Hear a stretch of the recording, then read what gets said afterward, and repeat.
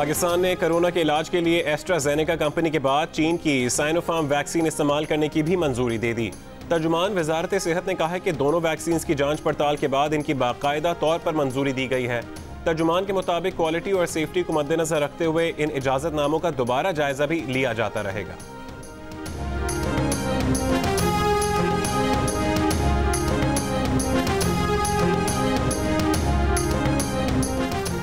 उमरकोट के हल्का PS52 के ज़िमनी इंतखाब में पीपल्स पार्टी के नौजवान उम्मीदवार सैयद अमीर अली शाह ने साबिक वज़ीर आला सिंध और GDA के उम्मीदवार अरबाब गुलाम रहीम को 25,000 वोटों से शिकस्त दे दी। गैर सरकारी गैर हतमी नतीजे के मुताबिक पीपल्स पार्टी के अमीर अली शाह ने 55,904 वोट हासिल किए। अरबाब गुलाम रहीम 30,921 वोट हासिल कर सके। नून लीग की रहनुमा मरीम नवाज ने कहा है कि हम चाहते हैं गैर जमहूरी क़ुव्वतों का सियासत में अमल दखल ना हो। नवाज शरीफ ने पहले दिन कह दिया था कि इमरान खान सिर्फ एक मोहरा है, इदारों के जमहूरी अमल में मदाखलत खत्म होनी चाहिए। हमारे किसी से कोई बैकडोर राबते नहीं है, हुकूमत को अपने आप से ही खतरा है। इनका दम हर ख्वाहिश पर निकल रहा है, लेकिन इनकी हर ख्वाहिश पूरी नहीं होगी। मरीम नवाज से सवाल किया गया कि 31 जनवरी की डेडलाइन करीब आ रही है, मगर हुकूमत टस से मस नहीं हो रही। मरीम नवाज का कहना था कि अगर हुकूमत को फर्क नहीं पड़ रहा तो 7 साल से बंद फॉरेन फंडिंग केस कैसे खुल गया।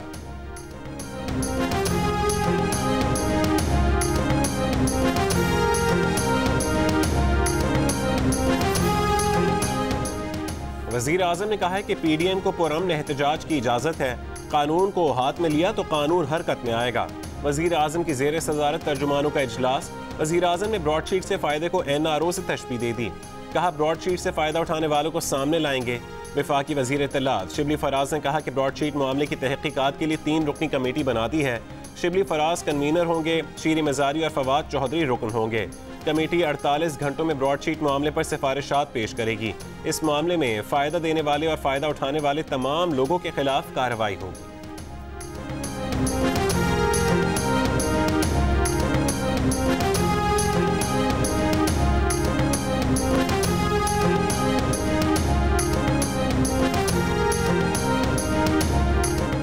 Chairman Peoples Party Bilawal Bhutto Zardari ने कहा है कि 2018 में इलेक्शन कमीशन का मुतनाज़ किरदार सबके सामने है।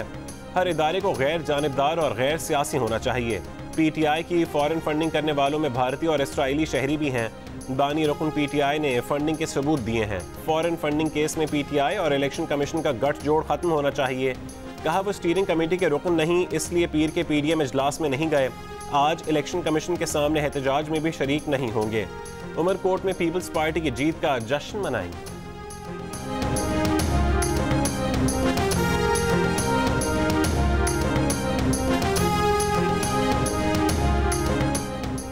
वज़ीर दाखिला शेख रशीद अहमद कहते हैं कि रेड जोन में पहली बार किसी को एहतजाज की इजाज़त दी जा रही है। कहीं कंटेनर नहीं खड़े किए। PDM के एहतजाज में रुकावट न डालने का फैसला किया। रावलपिंडी और इस्लामाबाद 15 दिसंबर से हाई अलर्ट हैं। 7 अलर्ट जारी हो चुके हैं। मौलाना फजल रहमान को कहना चाहते हैं कि आपने फंस जाना है और सियासतदानों ने बच निकलना है। हलवा आपको शेख रशीद नहीं खिलाना है।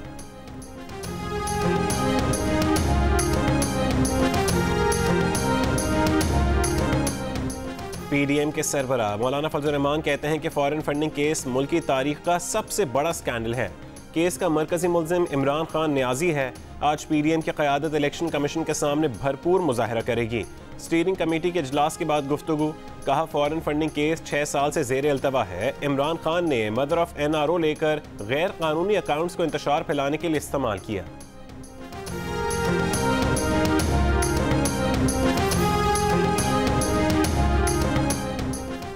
वज़ीर आज़म के मुशीर बराए एहतसाब और दाखिला शहजाद अकबर कहते हैं कि माजी की डील्स और NRO का खमियाजा अवाम को भुगतना पड़ रहा है। नवाज शरीफ तो 2000 तक एवन फील्ड को अपनी मिल्कियत मानते ही नहीं थे। नैब और ब्रॉडशीट के दरमियान मुआहिदा सन 2000 में हुआ। दिसंबर 2000 में नवाज शरीफ डील करके सऊदीया चले गए थे। एवन फील्ड की मद में ब्रॉडशीट को $1.5 मिलियन दिए गए। $21.5 मिलियन में से $20 मिलियन की अदायगी नवाज शरीफ के दीगर असासों पर हुई। ब्रॉडशीट केस के फैसले के मुताबिक इनकी चोरी का तखमीना 16 अरब रुपए लगाया गया। फैसले में 2007 के NRO का जिक्र भी है।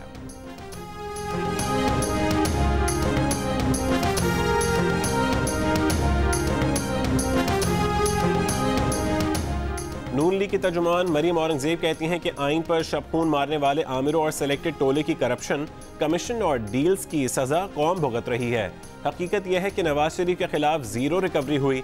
मरीम औरंगजेब का शहजाद अकबर की प्रेस कॉन्फ्रेंस पर रद्द-ए-अमल। कहा, शहजाद अकबर और उनकी हवारी ब्रॉडशीट से कमीशन और कट मांगते रंगे हाथों पकड़े गए। अल्फाज के हेर फेर, हीले बहाने, आए बाएं शाएं से काम नहीं चलेगा। आपकी चोरी पकड़ी जा चुकी है।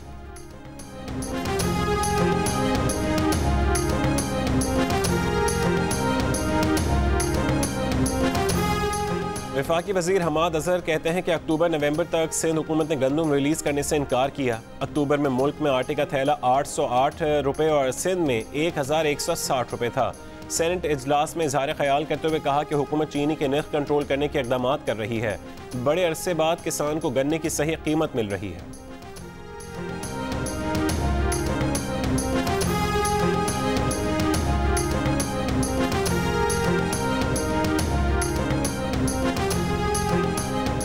सखर में न्यू लेबर सिटी के इफ्तिताह की तकरीब। पीपल्स पार्टी के चेयरमैन बिलावल भुट्टो जरदारी ने मजदूरों को मुफ्त फ्लैट अलॉट किए। बिलावल भुट्टो जरदारी ने कहा कि मजदूर दुश्मन पॉलिसीज के सामने पीपल्स पार्टी दीवार की तरह खड़ी है। इलेक्शन के दौरान वजीर आजम ने 1 करोड़ घर बनाने का वादा किया था। आज वो गरीबों से छत छीन रहे हैं।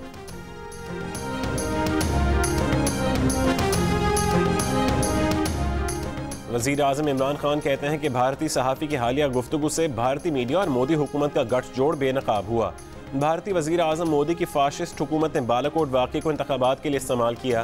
पाकिस्तान ने जिम्मेदाराना रवैये और बालाकोट पर मुनासिब जवाब के जरिए बड़े बहरान को रोक लिया। कहा कि मोदी भारत को ऐसा मुल्क बना रहा है जो दूसरे ममालिक के लिए खतरनाक हो।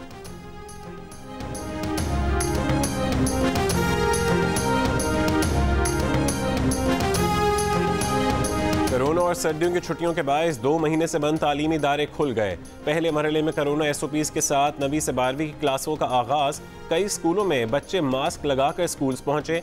पंजाब भर में तमाम क्लासों के 50% तालिब इल्म पहले 3 दिन और बाकी हफ्ते के आखिरी 3 दिन हाजिरी लगाएंगे। पहली से 8वीं तक की क्लासें 1 फरवरी से शुरू होंगी।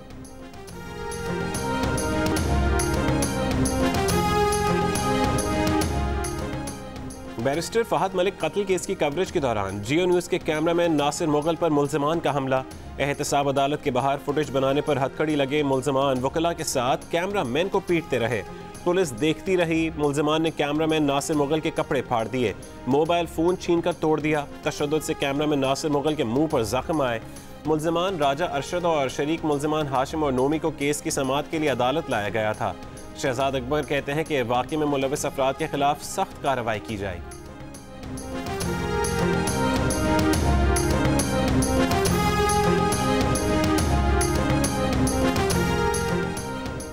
खैबर पख्तूनख्वा में पुलिस अफसरान का माल मुकदमा और नॉन कस्टम पेड गाड़ियां इस्तेमाल करने का इंकशाफ। महकमा पुलिस का सीनियर अफसरान के खिलाफ कार्रवाई के लिए महकमा दाखिला को खत लिखा गया कि पुलिस के बेशतर अफसरान ने गाड़ियां ज़ाती तौर पर इस्तेमाल की।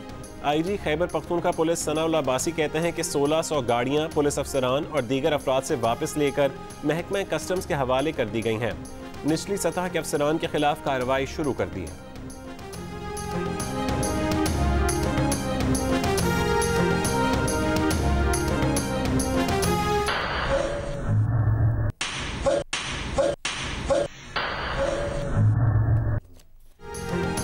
मुफ्ती कवि को थप्पड़ लगने की वीडियो सोशल मीडिया पर वायरल हो गई। हरीम शाह का कहना है कि मुफ्ती कवि 2 रोज से उनके साथ नाजेबा गुफ्तगू कर रहे थे। सब्र का पैमाना लबरेज हुआ तो उन्होंने और उनकी दोस्त ने उन्हें मारा। दूसरी जानिब मुफ्ती कवि का कहना है कि थप्पड़ हरीम शाह ने नहीं, उनकी सेक्रेटरी आयशा ने मारा। मकसद वीडियो वायरल करा के 1-2 लाख रुपए कमाना था।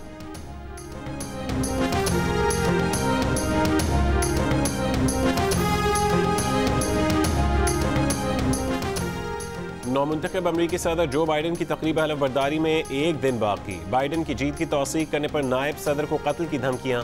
हलफबर्दारी से कबल वाशिंगटन समेत अमरीका भर में security alert. Michigan, Virginia, Wisconsin, Pennsylvania और वाशिंगटन समेत दर्जन से ज्यादा रियासतों में नेशनल गार्ड्स तैनात।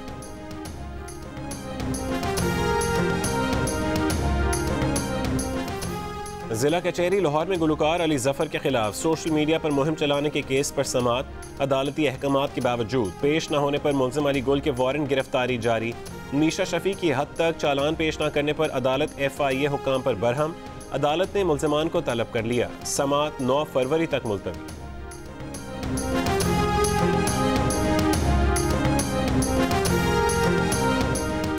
मुल्क के बालाई इलाकों में बर्फबारी के बाद सर्दी की शिद्दत में इजाफा।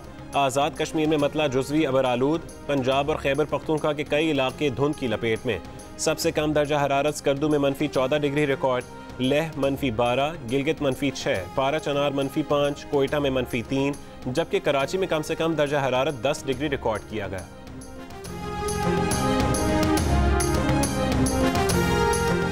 और पाकिस्तान के जनूबी अफ्रीका के खिलाफ टेस्ट क्रिकेट स्क्वाड की पहली कोरोना टेस्टिंग क्लियर।